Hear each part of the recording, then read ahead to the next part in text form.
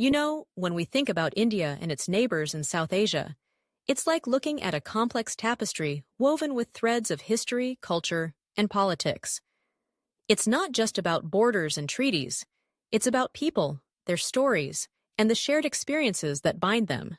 But let's face it, the relationships are anything but simple. Take, for instance, the legacy of colonialism and the partition of 1947.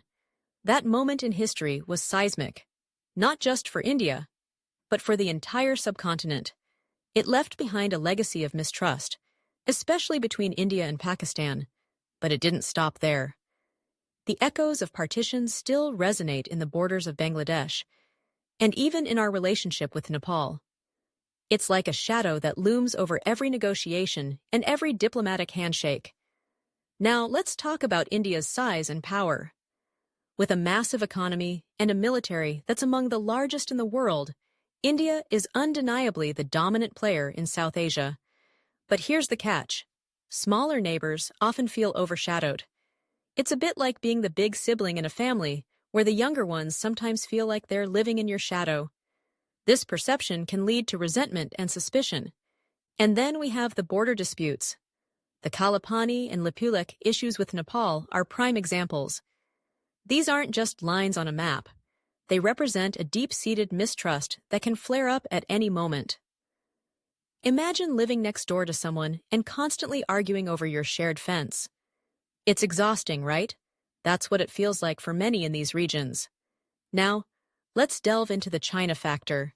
China's growing influence in South Asia, particularly through initiatives like the Belt and Road Initiative, has stirred the pot.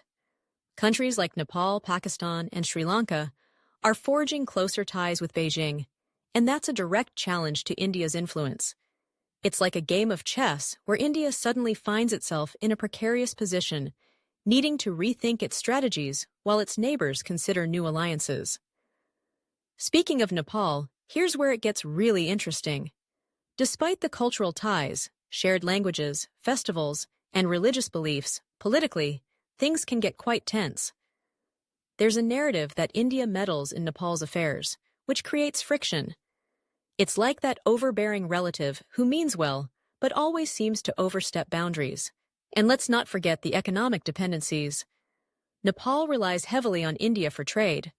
When disputes arise, like the 2015 economic blockade, it can feel like a betrayal, even if India denies direct involvement. And then we have the rise of nationalism in Nepal.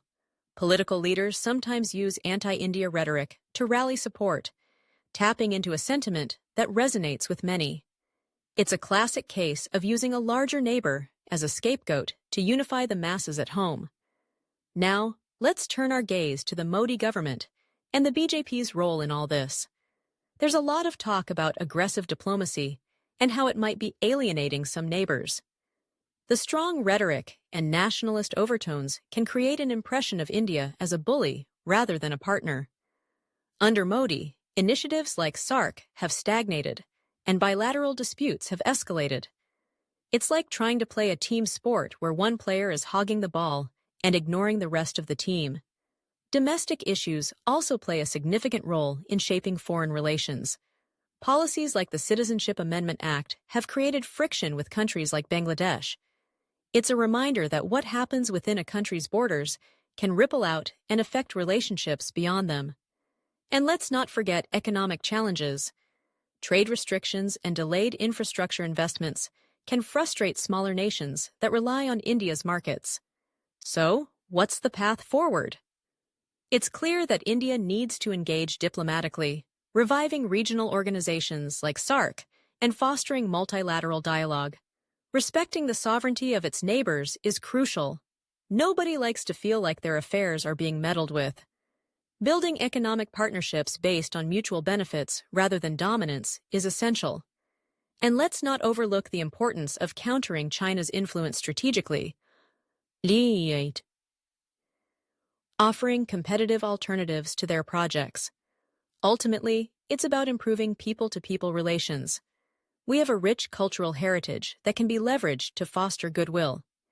Yes, there are challenges, but there are also opportunities to rebuild trust and strengthen relationships across South Asia. It's a long road ahead, requiring vision, sustained engagement, and a genuine sensitivity to the concerns of our neighbors. After all, in a region as vibrant and diverse as South Asia, collaboration can lead to a brighter future for all.